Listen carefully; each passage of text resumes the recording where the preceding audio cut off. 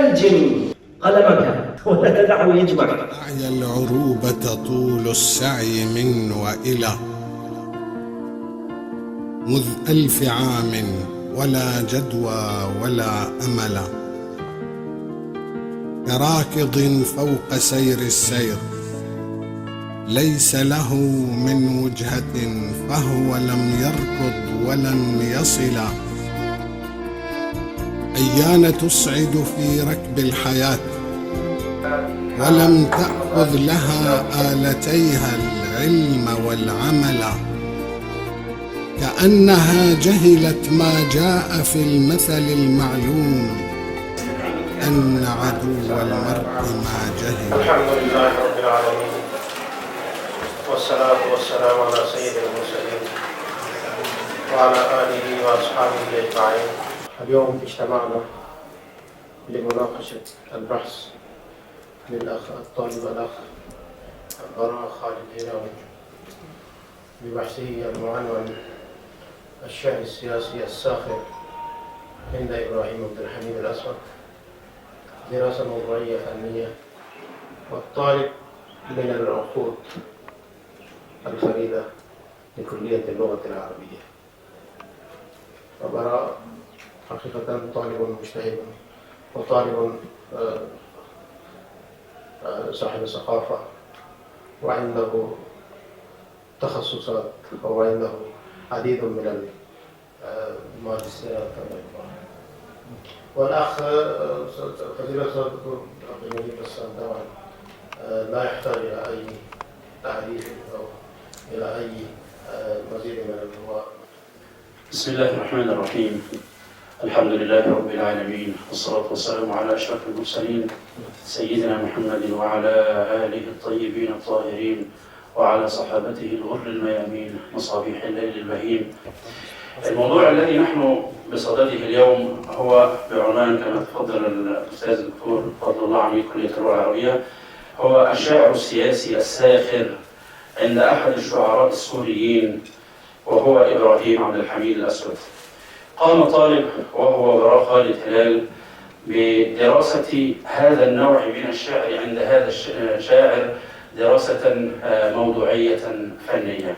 لكن فقط أقول كلمة، موضوع الشعر السياسي الساخر أو الجانب الساخر في الموضوعات هو ذلك المنفذ الذي لطالما وجد الشعراء فيه متنفسا يتنفسون من خلاله، خاصة هؤلاء الشعراء الذين عاشوا فترات من الزمن الذي كانوا يشعرون فيه بنوع من الضيق، بنوع من الانفجار الداخلي، بنوع من تلك الأحاسيس التي لم يكونوا يستطيعون أن يعبروا عنها أو أن يظهروها لعامة الناس إلا من خلال هذا النوع من الشعر الساخر الذي كانوا يتفننون فيه تفننا مختلفا.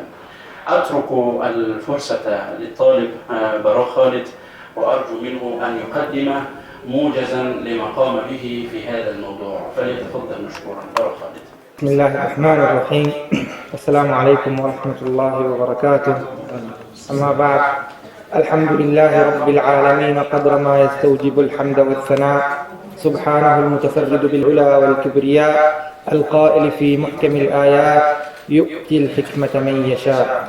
والصلاة والسلام على إمام العرب العرباء وخير الأنبياء القائل: وهو الذي لا ينطق عن الهوى إن من البيان لسحرا. وبعد، فإننا في عصر تفجر فيه الإبداع ينابيع ثرة، يشهد فيه النثر وهجه والشعر نضجه، لكن المشهد غدا مفخما بالجيد والرديء من القصيد، ومن تربعوا على سدة البيان قليل. وكان ممن وجدت أنه تفجرت فيهم منابع البيان والشاعرية الأستاذ إبراهيم عبد الحميد الأسود، أحد رواد الشعر السياسي الساخر، الأديب الملتزم من شعراء الشام، الذي برع في القصائد المطولة وفي الشاخصات القصيرة على السواء، بلغته المعجمية الثرة وإتقانه للغة وصنعه للمفارقة. وهو شاعر سوري ولد على ضفاف الفرات عام 1952 ميلادية، وكتب الشعر منذ السبعينيات، وأثرى العربية بعدد من الدواوين والروايات. أما الأسباب التي قادتني لاختيار هذا الموضوع فهي حرصي على إظهار اللغة الشاعرية العالية لدى الشاعر التي تجمع بين الأصالة والمعاصرة، والمساهمة في إبراز الشعراء الملتزمين بالقضية السورية والقضايا العربية والإسلامية المعاصرة، وخاصة أن الشاعر يقدم هذه القضايا بقالب أدبي محبب غير تقليدي. وبيان توظيف النكهة الساخرة والذكاء اللغوي في استخدام الألفاظ لإحداث المفارقة، إضافة إلى عدم نيل الشاعر نصيبه من الدراسة والبحث رغم موهبته التي تحولت إلى معاناة ولم تنل من التكريم ما يفيها حقها. وركز هذا البحث على إجابة عدد من الأسئلة أهمها: ما المضامين التي تناولها إبراهيم الأسود في شعره السياسي الساخر؟ وما القضايا التي التزم بها؟ وما هو التجديد الذي قدمه لهذا النوع من الشعر الساخر؟ وما المصادر التي استقى منها صوره ولغته وإبداعه الشعري؟ وما الميزات البيانية والدلالية في شعر إبراهيم الأسود؟ حقيقة لم تنشر عن الشاعر مقالات أو مواضيع أو بحوث أدبية طويلة، وإنما نشرت بعض الدراسات القصيرة كدراسة الحضور الديني في شعر إبراهيم الأسود للدكتور ياسر يوسف، ولقاء مطول مع الشاعر طبع في كتاب منشور حاوره الدكتور عبد الله غليس، وحوار أجراه معه الشاعر العراقي الكبير أحمد مطر بعنوان إبراهيم عبد الحميد الأسود قروي يرتدي عباءة امرئ القيس. عندما أصبح بعض الشعراء ينظم حديدا طلع هذا الحداد ليقول شعرا. وقد قمت بدراسة الأبيات التي تتضمن شعرا سياسيا ساخرا من قصائده المطولة وشاخصاته القصيرة المنشورة في دواوينه الكثيرة، وأشهرها قصائد مسيلة للدموع، بالنار على جسد ميت، وسلسلة دواوينه شواخص، وديوان نشيد الواله في حب النبي وآله، حيث أنه تضمن بعض الشعر السياسي الساخر، وديوان هراء، وهي تمتد من عام 2006 إلى الآن. وقد اعتمدت في هذا البحث المنهج التقليدي. في التمهيد تطرقت فيها لتعليم الشاعر وأعماله وبواكيره الأدبية والشعرية، ثم انتقلت للإحاطة بالظروف السياسية التي عاش الشاعر في أكنافها، والتي قادته لمثل هذا النوع من الشعر المفعم بالهجاء والسخرية والثورة على الواقع. وتحدثت عن مجمل الظروف التي أدت إلى وقوف الشاعر مدافعا شرسا عن الثورات العربية، حيث عبر عن ذلك بقصائده المطولة وشاخصاته القصيرة الساخرة. ثم قسمت هذه الدراسة إلى فصلين اثنين: أولهما دراسة موضوعية، وثانيهما دراسة فنية. وقسمت الفصل الأول الذي عنونته بموضوعات الشعر الساخر إلى مبحثين: أولهما يتناول القضايا السياسية المعاصرة التي برزت بقوة في شعر إبراهيم الأسود حسب الكثرة والأهمية، مبتدئا بالقضية الفلسطينية التي تعتبر محورا من محاور اهتمام الشاعر باعتبارها القضية الأولى للعرب والمسلمين منذ عقود. وثنيت بشعر الثورة السورية الذي أنشده الشاعر في مواقف كثيرة، خاصة أنه معني مباشرة بهذه القضية، وقد تأذى كثيرا من ممارسات نظام الأسد وأجهزة أمنه والحرب التي شنها على شعبه، وخسر الشاعر فيها أراضيه وبيوته، وعانى من التهجير وتشتت الولد والذرية. وأفردت عنوانا لما كتبه الشاعر عن غزو الكويت من قبل الجيش العراقي في عام 1990، حيث عايشها الشاعر بنفسه وقد عمل في الكويت ردحا طويلا من الزمن. كما أفردت عنوانا آخر لحرب العراق الذي أبكانا مرتين، ظالما ومظلوما حسب وصف الشاعر. وأضفت لذلك عنوانا أخيرا عن الواقع العربي وما كتبه الشاعر عن مأساة الأمة ومعاناتها الراهنة وتجليات المفارقة في هذه الحال بنظرته السوداوية الساخرة. أما المبحث الثاني من الفصل الأول فقد كان حول الهجاء السياسي الساخر لدى الشاعر الأسود، وهو لب أشعاره وجوهرها، وقد أكثر من ذلك في شاخصاته القصيرة.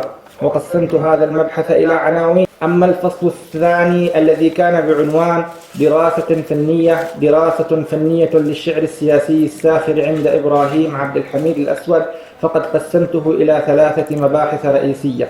كان المبحث الأول منها عن الصورة الفنية في الشعر السياسي الساخر عند الأسود، حيث تعرضت للصورة البلاغية وأساليبها وتقنياتها من التشبيه بأنواعه وضروبه، والاستعارة بأنواعها، والكناية بأقسامها ال3. وختمت المبحث بالمفارقة التصويرية وأساليب بناء الموقف الساخر من هذه المفارقة بأقسامها وأشكالها حسب تقسيم ميوك وتقسيم علي عشري زايد. وكثيرا ما كنت ألقي أحكاما نقدية في تذوق الشعر والمعنى الذي أتى به الشاعر لا تلزم في شيء، إنما من باب التفاعل النفسي مع المقطع الشعري. وقد وصلت إلى نتائج عديدة من هذا البحث ألخصها فيما يلي.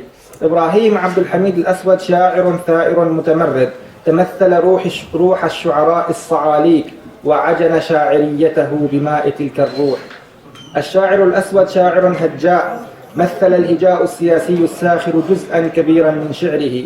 لغة الشاعر التي كتب بها أشعاره على صورتين، فهي إما قصائد مطولة حشاها بالبلاغة والشاعرية واستدعاء لغة القدماء ومفرداتهم وتشبيهاتهم، شافعا ذلك بصورة معاصرة وحداثية جدا في كنف القصيدة الواحدة، أو هي شواخص قصيرة تحكمها الفكرة أكثر مما تحكمها اللغة، فقد يدرج فيها بعض الكلمات الدارجة أو الألفاظ الأعجمية أو حتى الشتائم البذيئة، غير ملتفت كثيرا إلى شاعرية النص. الشاعر الأسود شاعر صنعة ثري اللغة، يمتلك لغة معجمية عالية جدا تمكنه من استثمار هذا الذكاء اللفظي في صناعة الجناس والطباق واستعمال المحسنات البلاغية. تغيب وحدة القصيدة في جل قصائده، فهو ينظم على غرار الشعراء الأوائل. تراوح الشاعر في تناوله للقضايا بين التشاؤم المفرط وبين التفاؤل المفرط. إبراهيم الأسود شاعر معجون بروح القرآن الكريم، وقد حافظ الشاعر على قدسية النصوص الدينية حين وظفها في معرض هجائه أو سخريته. الشاعر الأسود شاعر كلاسيكي في بناء القصيدة، مبتكر مجدد في المعاني. الشاعر الأسود ابن يومه، يرسم مقاربات ساخرة للواقع فيحشد لها جيشا من الصور والاصطلاحات والمقاربات النفسية والاجتماعية والسياسية والتاريخية والثقافية والتراثية والإعلامية والطبية والدينية، ويزيد عليه فنون اللغة الكامنة في أصوات الحروف وفنون البلاغة والنحو والعروض والموسيقى، حتى تكون المقطوعة الساخرة عنده لوحة فنية مكتملة العناصر. لجنة المناقشة الأفاضل الذين أجزم أنني أرهقتهم بالقراءة والتصليح والتعديل أضعاف ما يستهلكه البحث العادي، وأسأل الله أن يجزل ثواب كل من حضر وسأل واهتم، والله الهادي والموفق إلى سواء الصراط، وآخر دعوانا أن الحمد لله رب العالمين.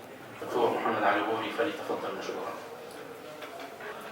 بسم الله الرحمن الرحيم، وبه نستعين وعليه نتوكل وإليه نعين. أولا الباحث اسمحوا لي بأن نشبهه بالجواد الجامح. فعلا هو جواد جامح يحتاج إلى ترويض في مجال البحث العلمي. أسلوبه أسلوب قصص وروايات، أسلوب رائع جدا. أنا غضبته حقيقة، أنا أغبطه على أسلوبه الجميل جدا البديع، ولكن لذلك مجال في الروايات والقصص. أما البحوث العلمية فشيء مختلف، فهو أسلوب رائع لا شك وجميل ويصلح للقصص. أما البحوث فقلت شيء مختلف.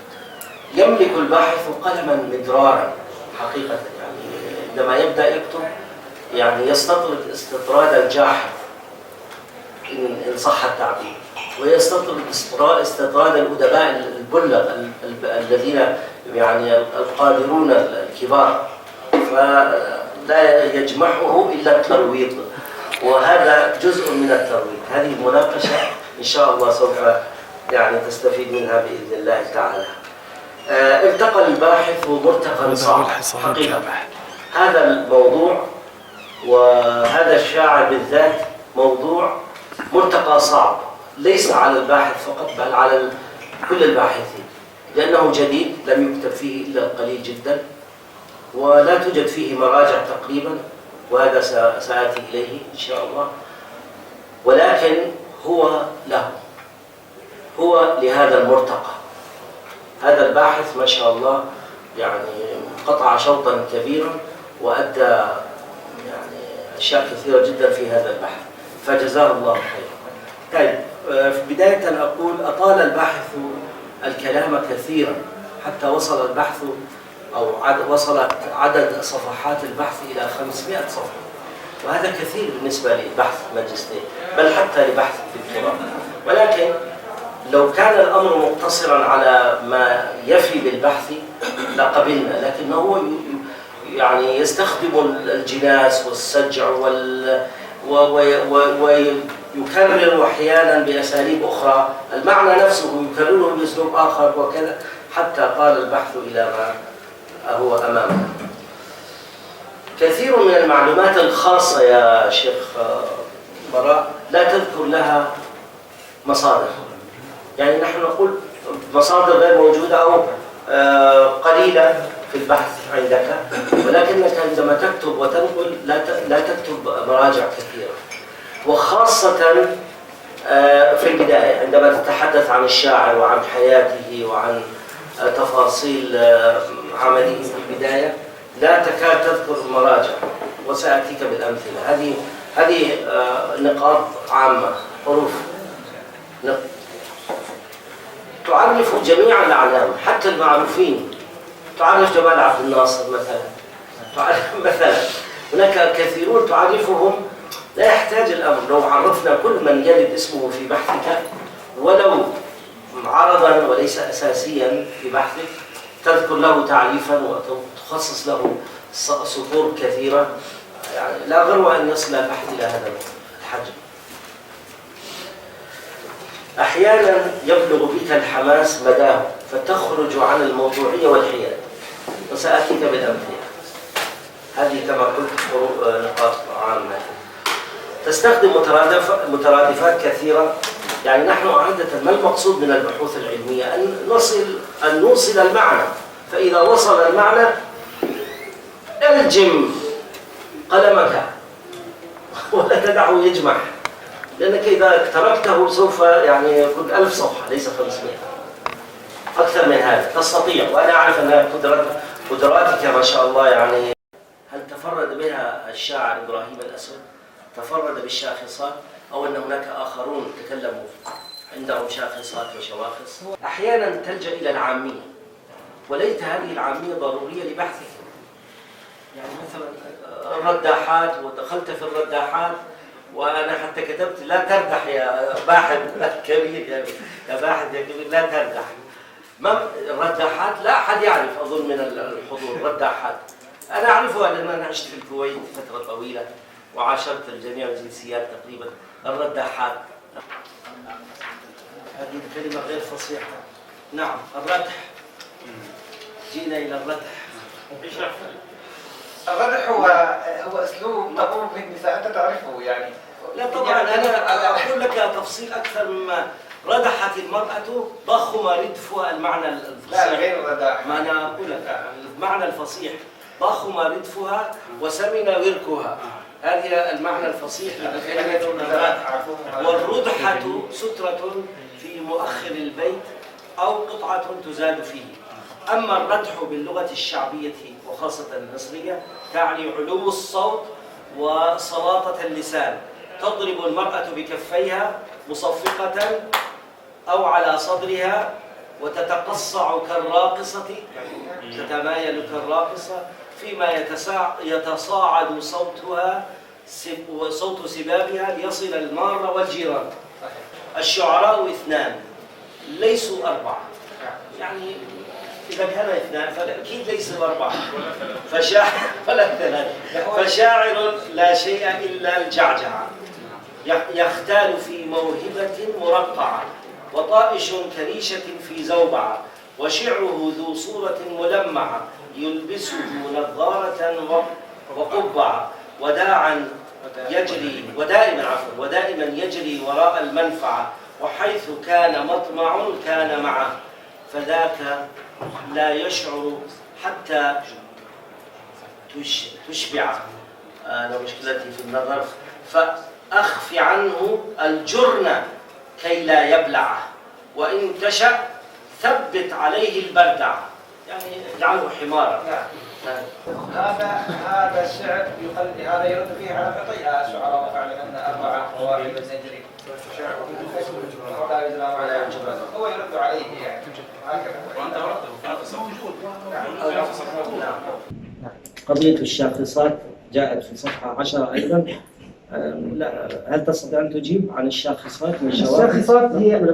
الشاخصة هي فكرة يعبر عنها الشاعر ببيتين أو 3، لا تكون قصيدة طويلة، هي تتسم بوحدة الموضوع وتتسم بالسخرية، تكون دائما فكرة ساخرة، لا يكون فيها قوة لغوية، وإنما يعني هي بطريقة لافتات أحمد مطر. أحمد مطر سماها اللافتة، وهو الشاعر سماها شاخصة، وليست عند غيره، وسمى الديوان شواخص، حتى صارت موضة في الفترة الأخيرة، لكن لأنه سمى ديوانه شواخص 1 و2 و3 و4 و5 دواوين عنده بهذا الاسم. طب كان يستدعي منك أيضا أن تعادل في شيئا. طيب أنت ذكرت النونية، من منكم عفوا أنا ألجأ إلى الشعب حتى من منكم يعرف النونية؟ ما أرخص الشاعر في حينا إذ كل شيء باهظ السعر. نونية صفحة 217. نونية للطفل في متجر أثمن من نونيتي عمرو. فالنونية ما عرفتم المعنى؟ هو ما يقضي فيه الطفل حاجته.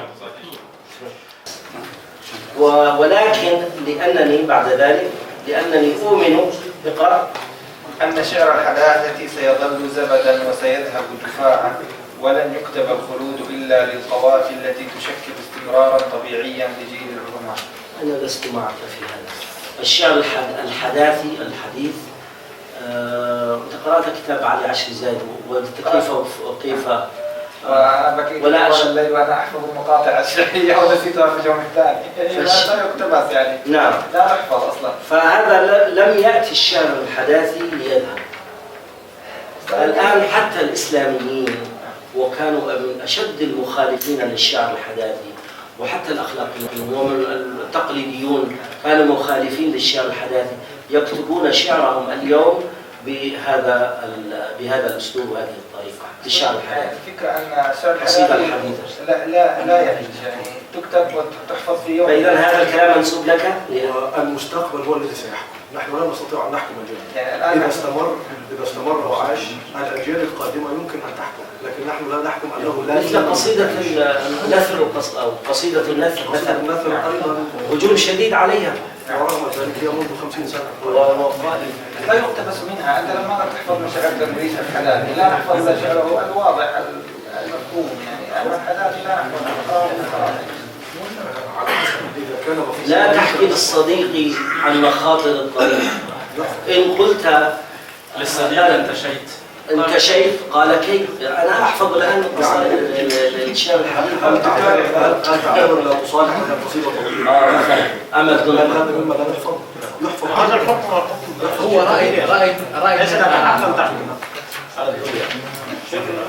بس أنا كنت رأيي يعني تقول يصعب على مثلي 407.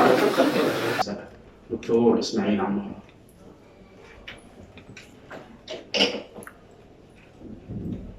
بسم الله الرحمن الرحيم، والصلاة والسلام على أشرف الأنبياء والمرسلين سيدنا محمد وعلى آله وصحبه وسلم.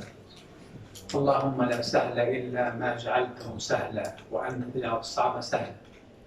رب اشرح لي صدري ويسر لي أمري واحلل عقدة من لساني يفقهوا قولي. أما بعد، الحضور الكريم، الأساتذة،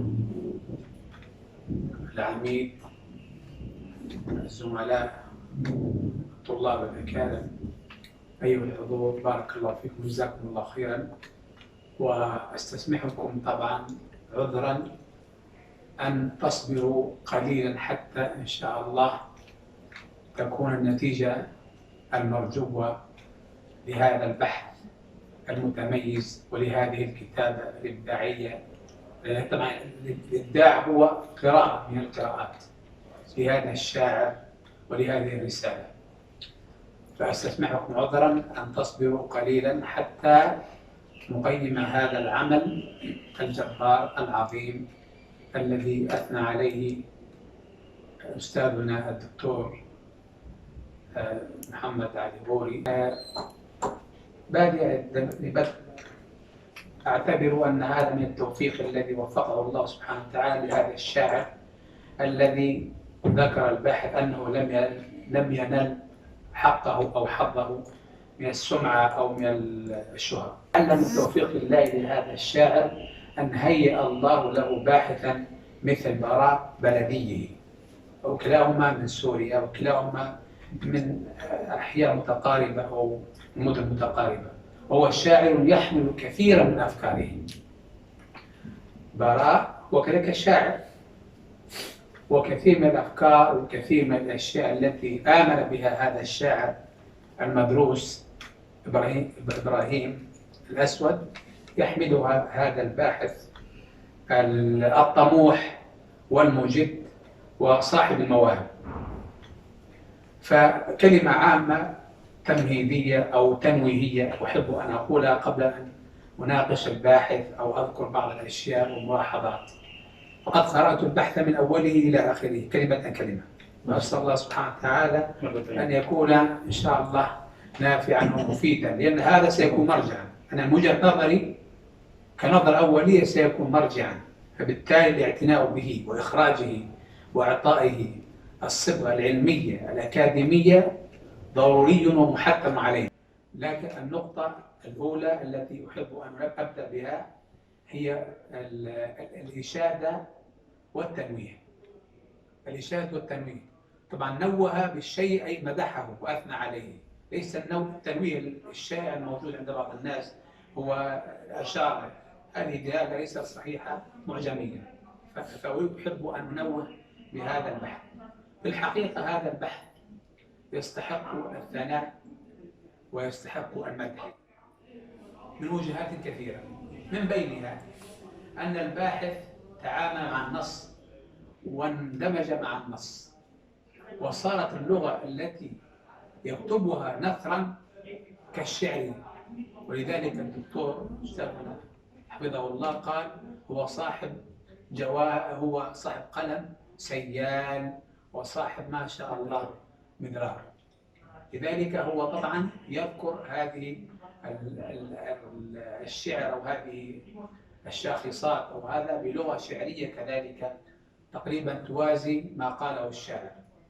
فأول شيء الشاعر أو الباحث والشاعر المدروس كلاهما من منبع واحد أو من ثقافة واحدة أو من جهة واحدة، وهذا أقدر على فهم الشاعر وعلى مقدرة الباحث على تصويب أو تقييم أو بحث الشعر الذي كتبه والذي قاله.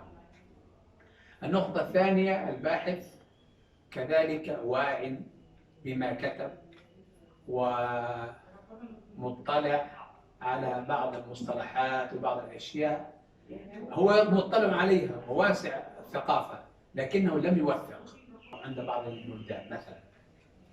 لذلك أنا سأقرأ حتى لا أستطرد. إذا أقول أول شيء الباحث أجاد وصاحب موهبة وصاحب قلم، والبحث جدير بأن يكون إن شاء الله من المصادر التي يرجع إليها الطلاب لدراسة النصوص الشعرية.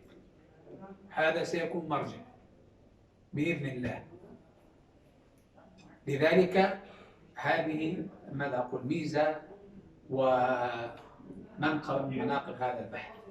كذلك اللغة جميلة جدا، فصيحة عالية كما سماها، وهذا كذلك يقل في بعض الأحيان في مثل هذه الأماكن.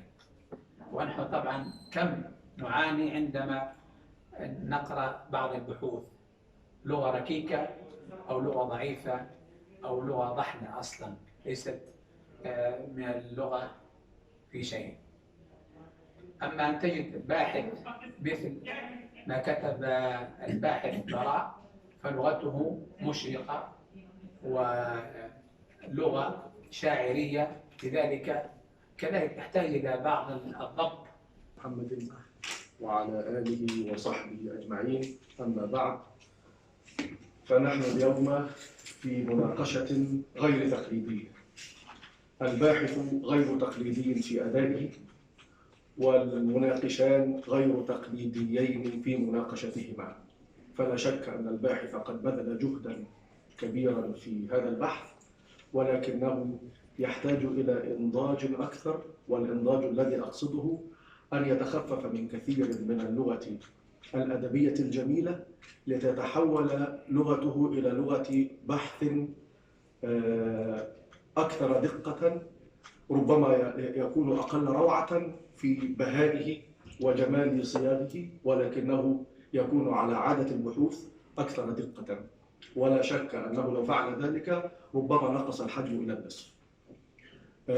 بالإضافة إلى ذلك أظن أنه لو حذف كثيرا من التعريفات والهوامش والتعريف بالأعلام وغيرهم إلى حد كبير ربما كان ذلك أوفق، وربما لو فعل ذلك مثلا مع الخليل لما دفع أخانا الحبيب الدكتور إسماعيل لهذه الوقفة الطويلة التي وقفها عند الخليل، وليؤكد أن هناك فرقا كبيرا وبونا شاسعا. وأنا قد قدمت فرقا كبيرا قبل أن أقول بونا شاسعا، حتى لا يطالبني الدكتور إسماعيل بتفسير كلمة عبارة بون شاسع.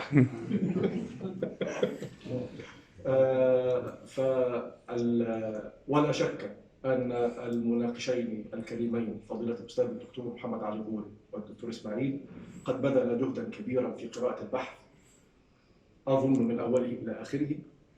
ولا شك أن الذي قدماه في هذه المناقشة سيكون فيه إضاءة جيدة للباحث العزيز الأستاذ الدكتور براء، وهو أيضا صيدلي، فنقول الدكتور أيضا على سبيل الحقيقة وعلى سبيل المجاز المرسل إن شاء الله تعالى. الرحمن الرحيم، الحمد لله والصلاة والسلام على رسول الله وعلى آله وأصحابه ومن والاه. وبعد، فاجتمعت اليوم لجنة متكونة من فضيلة الأستاذ الدكتور محمد علي بوري مناقشا خارجيا، وفضيلة الأستاذ الدكتور إسماعيل عمارة مناقشا داخليا، لمناقشة الطالب في بحثه المعنون بالشعر السياسي الساخر عند إبراهيم عبد الحميد الأسود، دراسة موضوعية فنية. وبعد المداولة بين الشيخين ولجنة المناقشة، توصلت اللجنة إلى أن يمنح الطالب درجة ماجستير الفلسفة بتقدير ممتاز وبدرجات 95%. فاللجنة إذ تهنئه بهذه المناسبة المباركة تسأل الله سبحانه وتعالى أن يسلك بالباحث سبيل العلماء العاملين الذين ينفعون الأمة بعلمهم وينفعون أبناء هذه الأمة بجهودهم المثمرة. والله نسأل أن يوفقنا إلى ما فيه خير الإسلام والمسلمين. وشكر الله لكم، والسلام عليكم ورحمة الله وبركاته.